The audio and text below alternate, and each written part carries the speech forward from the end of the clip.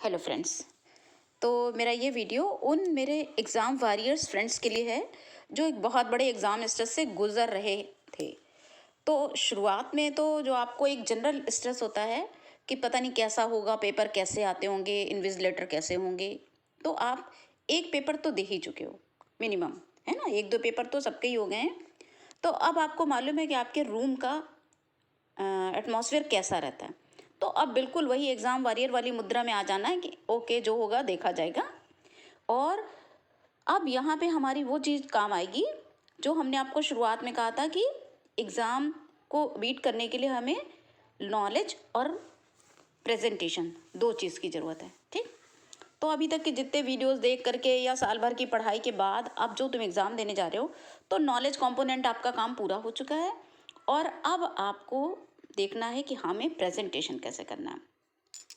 अब इसमें बात समझ लो, एक मिठाई कोई तुम्हें 100 रुपये किलो भी मिल जाएगी, ठीक, गाँव में, कस्बे में, ठीक।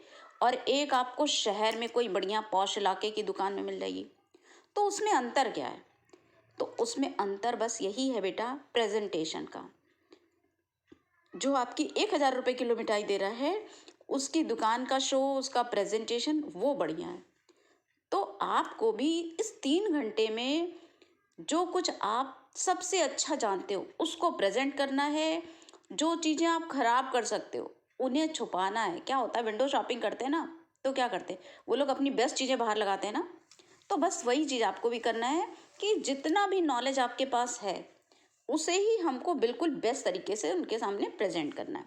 तो अब हमारा पास यहाँ पे टॉपिक, हमारा फोकस ये है कि जितनी भी हमारी नॉलेज है उसी में ही हम ज़्यादा से ज़्यादा नंबर कैसे लाएं। ठीक। यानी अगर 50 नंबर कैपेसिटी, तो उसी से हम 75 नंबर कैसे लाएं, ये चीज़ हम यहाँ पे फोकस करेंगे। ठीक। 75 वाले 90 नंबर कैसे लाएं, ये चीज़ हम फोकस करेंगे। ठीक। अब हम लोग क्वेश्चन वाइज अपना पेपर को डिस्कस करेंगे कि हर क्वेश्चन में हमें क्या चीज़ें कैसे सॉल्व करनी है। ठीक। तो सबसे पहले आपको बिल्कुल स्थिर दिमाग से रखना है।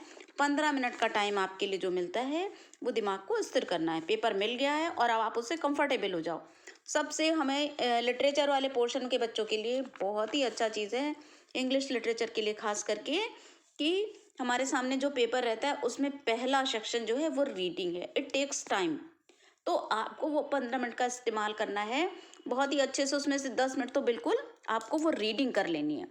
उसके क्वेश्चन आगे नीचे जो 5 क्वेश्चन आपको दिए रहेंगे उसको फॉलो कर लेना है।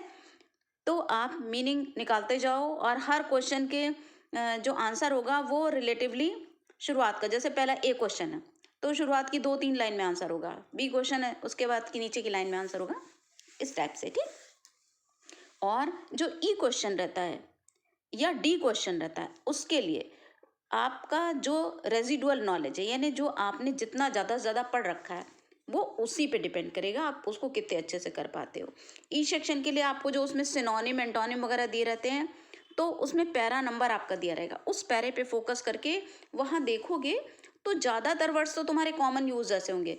जिनके सिनोनिम एंटोनिम दिए गए होंगे वो जाहिर बात है कुछ अदर देन नॉर्मल, थोड़ा सा डिफिकल्ट लेवल के वर्ड्स रहते हैं। ठीक है। तो अब यहाँ पे आप उनको फोकस करके वो देख लो वहाँ पे कि कौन कौन से ऐसे वर्ड्स हैं, और फिर आपका सिनोनिम एंटोनिम वाला ज्ञान यहाँ पे काम आएगा। तो ये हो गया हम लोग का पहला क्वेश्चन, प्रेजेंट कैसे करेंगे। तो पहला पेज आपने साइलेंटली, सबसे अच्छा तो पहले आपने अपना रोल नंबर और ये सब बिना कटिंग के भर लिया हो। ठीक। आपको कटिंग नहीं करनी है, सोचना है थॉरोली। 1-2 पेपर आप दे चुके हो, अब आपको नॉलेज है इसकी। तो अच्छे से ऊपर लिखो सेक्शन ए रीडिंग। इसके बाद साइड में देखो, क्वेश्चन पेपर में आपके कहीं क्वेश्चन के साथ ये नहीं लिखा है क्वेश्चन नंबर 1, क्वेश्चन नंबर 2, ये सब कहीं भी नहीं लिखा है ना। तो आपको उसी तरीके से हमको काम करना है। मतलब कि अगर हम सेक्शन ए रीडिंग वाला कर रहे हैं तो आप वहीं पर साइड में, लेफ्ट साइड में जो आपने मार्जिन छोड़ा हुआ है, एक ही साइड मार्जिन छोड़ना है अच्छे से, 2 इंच के करीब गैप का आप एक ही तरफ मार्जिन छोड़ो और वहाँ पे आप लिखो 1.a। मान लो ए सेक्शन ए वाला आप वो दे रहे हो, पहले क्वेश्चन का, रीडिंग के पहले क्वेश्चन का आंसर दे रहे हो तो 1.a डालो। फिर आंसर देने के बाद आंसर में ये ध्यान रखो कि अगर इज आर एम से शुरू है तो आपका आंसर भी वैसे ही होगा। अगर डू डस डिड से हो रहा है तो डू डस डिड हटा दोगे, प्रेजेंट टेंस में आंसर आप दोगे। ठीक। क्वेश्चन अगर है, अगर डिड में आंसर क्वेश्चन है तो उसका आंसर आप पास्ट टेंस में दोगे। इन सब छोटी छोटी बातों का ध्यान रखोगे।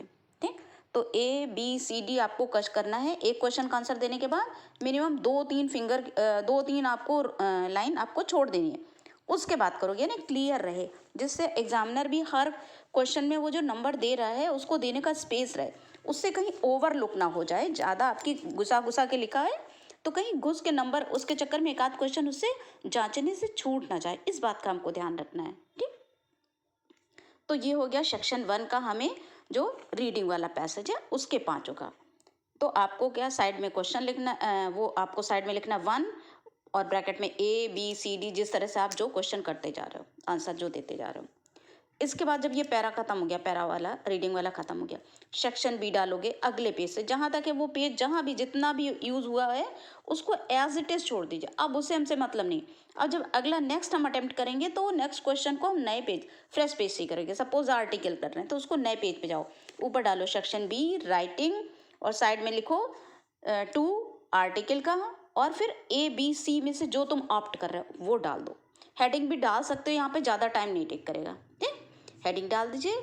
देखिए 100 से 150 वर्ड्स का होना चाहिए, तो इसको 150 वर्ड से बिल्कुल भी ज़्यादा नहीं करना है। एक लाइन में तुम अंदाज़ा लगा लो कि तुम्हारे 10 वर्ड्स आ रहे हैं कि 8 वर्ड आ रहे हैं, उसी हिसाब से मल्टीप्लाई करके आपको अगर 8 वर्ड आ रहे हैं तो आपको 20 लाइन्स लिखनी है। ठीक, 10 वर्ड आ रहे हैं तो आपको 15 लाइन लिखनी है। इस तरह से करके आप करोगे, और 1.5 पेज 2 पेज से ज़्यादा किसी भी हालत में आर्टिकल नहीं जाना चाहिए। साफ साफ लिखना है। आपकी राइटिंग बहुत छोटी नहीं होनी चाहिए, बहुत बड़ी नहीं होनी चाहिए। ठीक, मैंने बहुत घुसा के नहीं लिखना या बहुत ही दूर दूर फैला फैला के नहीं लिखना, ये चीज़ ध्यान रखना है। ठीक, तो ये हो गया आपका राइटिंग सेक्शन का क्वेश्चन नंबर 2। पर क्वेश्चन नंबर नहीं डालोगे, बस 2 का ए बी ऐसे डालोगे। ठीक, अब 3 वाले पे आ जाओ, जो लेटर का फॉर्मेट तुमको बहुत अच्छे से बिल्कुल दिमाग में बैठाना चाहिए। कुछ भी लेटर नहीं आता होगा तो भी अगर आप फॉर्मेट वाइज ही आप उठा करोगे तो भी 2 नंबर मिल जाएगा। ये 10-10 नंबर के क्वेश्चन है, इसलिए इसमें बहुत ही हमको वो रहना है। और जब आप आर्टिकल भी लिख रहे हैं तो आप वहाँ पे पैरा बना करके लिखोगे। हर पैरे की जो खास बात होगी उसको एक अच्छे से, जो लाइट शेड वाले हाईलाइटर होते हैं ना, उनसे आप मार्क कर दोगे, जिनका पीछे इंप्रेशन भी नहीं आता है। ठीक, हर पैरे में आपको कुछ मार्क कर देना, जिससे आपको लगे कि हाँ हमने बहुत ही इंपॉर्टेंट, बहुत अच्छे से उसको समझ के लिखा है। गलत लिखना भी नहीं है, पर जितना भी आपने लिखा है उसी में आप जो बिल्कुल सही फोकस वाले वर्ड्स हैं उनको आप मार्क कर दो। देखो जो मैं ये अपने वीडियो बनाती हूँ उसमें भी देखते हो ना तुम, कोई चीज़ें मैं फोकस करती हूँ, कोई चीज़ मैं हाईलाइट करती हूँ, तो वो उसको उसी तरीके से करना है जिससे वो अटेंशन कैच करे आपके एग्जामिनर का। ये चीज़ हमको ध्यान रखनी है। 3rd वाला जब करोगे तो ध्यान दे दोगे कि एडिटर को लिखना है या किसी रेस्पेक्टिव डिपार्टमेंट के हेड को लिखना है। ठीक, ये बात ज़रूर से ध्यान दो। अगर डिपार्टमेंट के हेड को लिख रहे हो तो आप सब्जेक्ट के बाद नीचे आप सीधे स्टार्ट कर सकते हो, I want to draw your attention. ठीक है, इस तरह से करके कर सकते हो। पर अगर एडिटर को कर रहे हो तो आपकी शुरुआत की लाइन होगी through the columns of your respected या रेप्यूटेड या ऑनर्ड न्यूज़पेपर, एस्टीम्ड न्यूज़पेपर। ठीक, ये इतना ज़रूर से ध्यान रखना है। और बाकी आपको पैटर्न बिल्कुल फॉलो करना है कि ऊपर प्लेस डेट, फिर आपको जिसको एड्रेस कर रहे हो उसका, फिर उसके बाद सब्जेक्ट, और फिर उसके बाद आपका 2 पैराग्राफ में मटेरियल आना चाहिए, और उसके सबसे नीचे जा करके योर्स ट्रूली करके XYZ लिखना है। आपको कहीं पे नाम डिस्प्ले नहीं करना। ठीक, ये तो हो गया हमारे क्वेश्चन नंबर 3 की बात। ठीक, साफ साफ करोगे, कोशिश करोगे कि ये बड़ा पेज होता है एक ही पेज पर आ जाए आपका, इट्स ओके।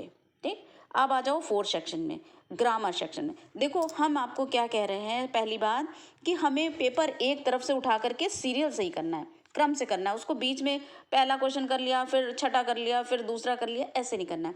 कोशिश करना है सीरियल से हमको टेकअप करना है। जो नहीं आ रहा है उसको रेस्पेक्टिव वहाँ पे एक पेज आप, या जितना वो आपको लग रहा हो पेज लेगा, उतना आप वहाँ पे जगह छोड़ दोगे और फिर अगला क्वेश्चन कर लोगे। तो हम लोग बिल्कुल सीरियल से करते चले आ रहे हैं। अब हम लोग आ गए सेक्शन सी पे, डाल दोगे ऊपर हेडिंग सेक्शन सी ग्रामर, नए पेज से शुरू करोगे और 4 करके उसके बाद डालोगे ए। अब ए का सब यह ऑब्जेक्टिव है, इसके बाद ए डाल दिया तुमने, तुम छोटी सी लाइन है उसको लिख भी सकते हो, जो उसमें क्वेश्चन पूछा हुआ है ना, ऑप्शन जो पूछा हुआ है तो उसके ऊपर भी टाइटल उसका लिख सकते हो। उसके बाद अपना ऑप्शन 1 2 3 4 जो भी है उसको भी पूरा डिस्क्राइब कर दो, क्योंकि ये शॉर्ट आंसर क्वेश्चन है तो इसमें ज़्यादा टाइम आपका लगेगा नहीं। 2 लाइन छोड़ छोड़ के ABCDE ये सारे आपको 4 नंबर वाले क्वेश्चन अटेम्प्ट करने हैं। ठीक, सिनोनिम एंटोनिम ये वोकैबुलरी सेक्शन का होता है ना, तो कोशिश करना है सही करना है, अपने दिमाग में थोड़ा सा, नहीं तो उस समय छोड़ दो, लेकिन वो जगह वैसे का वैसे ही छोड़ दो, उसी सीरियल ऑर्डर में आना चाहिए। अब इसी में आगे आ जाओगे फिफ्थ वाले में। फिफ्थ और सिक्स्थ क्वेश्चन में अब तुम्हारी वो सारी नॉलेज काम आने वाली है जो तुमने इतने दिन वीडियो और चार्ट देख देख करके दिमाग में बिठाई है। ठीक, तो बस अपनी नॉलेज पे भरोसा करना है, कोशिश करना है बिना हम एग्जामिनर को कंफ्यूज करे काम करें। तो ABCDE इस तरह 5 सेक्शन में डिवाइड होगा। क्वेश्चन नंबर 5, इसमें पहला सेक्शन आपका है डायरेक्ट इनडायरेक्ट का। हर जगह 2-2 सेंटेंस दिए हैं और उनमें से तुमको एक ही एक करना है।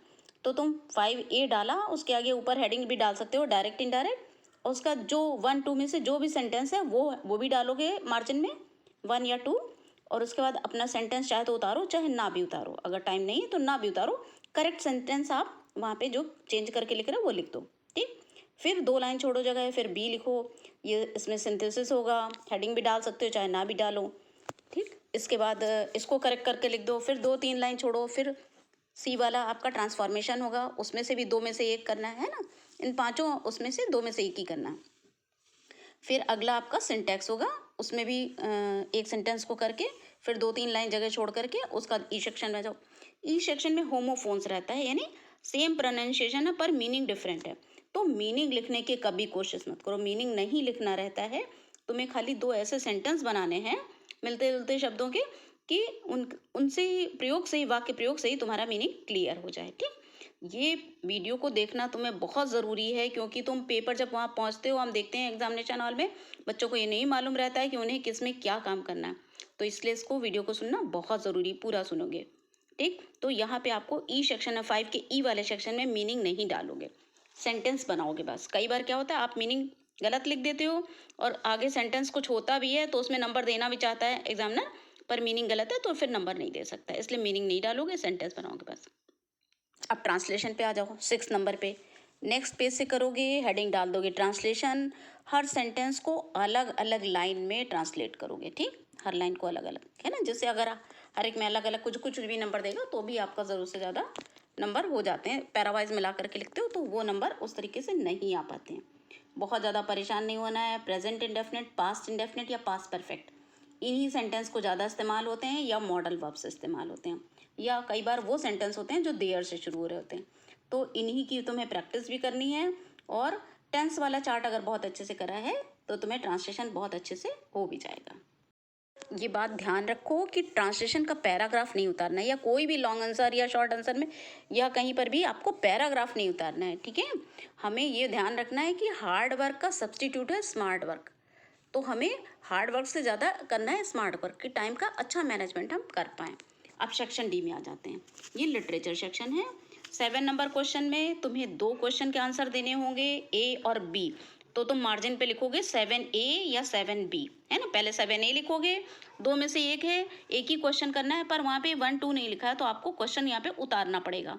30 वर्ड्स का 40 वर्ड्स का आपको आंसर देना, बहुत बिग डील नहीं है। ठीक, 2-3 लाइन उसका छोड़ो, फिर बी उतारो क्वेश्चन, बी में से 2 में से एक जो सा भी चाहो, और उसके बाद उसको क्वेश्चन दो, फिर नेक्स्ट पेज पे आ जाओ। हर क्वेश्चन अब हमको यहाँ पे ध्यान रखना है कि नेक्स्ट पेज से ही करना है। 8th वाले में हेडिंग डालो लॉन्ग आंसर, और क्वेश्चन मत उतारो अब, क्योंकि वहाँ पे ए बी दिया हुआ है, तुम ए या बी डाल दो, और उसके बाद अपना बढ़िया से आंसर लिखो, पैराग्राफ बना करके लिखो, उसमें हाइलाइटर का इस्तेमाल करो, अंडरलाइन करो, जो भी तुम, जिससे वो निकल करके हमको 7 में से 6 नंबर लेने ही लेने, इस तरह का हमको प्रेजेंटेशन अपना रखना है। अब क्वेश्चन नंबर 9 है, नेक्स्ट पेज से करेंगे, पैराग्राफ नहीं उतारना है। ABC 3 क्वेश्चन के आंसर देने हैं। हर क्वेश्चन के आंसर तुम्हारे पोयम अगर समझ के पड़ी हुई है, आराम से क्वेश्चन का आंसर मिल जाएंगे, घबराना नहीं है। 2-2 लाइन छोड़ करके ABC तीनों के आंसर कोशिश करोगे एक ही पेज पे आ जाएं, और सेंट्रल आइडिया उसमें हो, कई बार बीच वाले बी वाले क्वेश्चन में सेंट्रल आइडिया भी दे देते हैं, वो भी लिख सकते हो, और हर पोयम के साथ पोएट का नाम बहुत अच्छे से तुमको याद करके रखना है।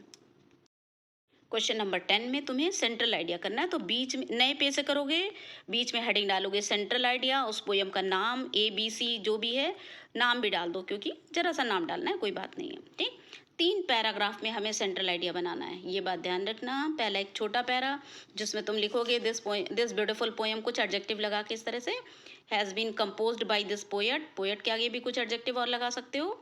फिर उसके बाद मेन थीम, बीच वाले पैराग्राफ में पैराग्राफ चेंज करके लिखो, मेन थीम लिखो उसकी जो सेंट्रल आइडिया है। और फिर थर्ड पैराग्राफ एप्रिसिएशन का डालो, जिसमें स्टाइल, लैंग्वेज, मीटर और फिगर ऑफ स्पीच, ये 4 हेडिंग डालोगे। फिगर ऑफ स्पीच हमारी सारी पोएम में सिमिली या मेटाफर ही है, तो इनकी अगर डेफिनेशन याद कर लेते हो तो डेफिनेशन भी वहाँ पे लिख देना, इससे तुम्हें फुल मार्क्स मिलेंगे। नेक्स्ट है हमारा 11th वाला आंसर। इसमें भी आपको 2 आंसर देने हैं 40-40 मार्क्स के। ए बी दोनों हेडिंग डालोगे। 11th ए डालोगे, 2 क्वेश्चन में से एक कोई चूज करोगे, क्वेश्चन उतारोगे और इसके बाद उसका आंसर लिखोगे 40 वर्ड्स में। फिर 2-3 लाइन की जगह छोड़ करके बी डालोगे, फिर बी में से दोनों ऑप्शन दिए होंगे और करके उसमें से एक उतारोगे और फिर उसका आंसर लिखोगे। ये भी लगभग तुम्हारा एक पेज पे आ जाना चाहिए। अब 12th का आंसर भी नए पेज से करोगे, हेडिंग डालोगे लॉन्ग आंसर, साइड में ए या बी जो ऑप्ट कर रहे हो वो डालोगे, क्वेश्चन उतारने की ज़रूरत नहीं है, पैराग्राफ में लिखो, अंडरलाइन हाइलाइटर का प्रयोग करो और बहुत ही शानदार क्वेश्चन का आंसर बनाओ। अब इस वीडियो को सुन करके 2 या 3 बार सुनो, फिर 2 या 3 मॉडल पेपर की आप प्रैक्टिस करो, ठीक। और इसके बाद बिल्कुल मेरा पक्का प्रॉमिस है कि तुम्हें 90% नंबर तुम सिक्योर करोगे ही करोगे, ठीक। इसको पूरी को दिमाग में बैठाल करके जैसे करना है, एक बार आपके हाथ में बिल्कुल सेट हो जाएगा तो जब भी बोर्ड रूम में आप जाओगे, एग्जाम रूम में, तो आप घबराओगे नहीं और पूरे आप कॉन्फिडेंस से करोगे। ऑल द बेस्ट बच्चों।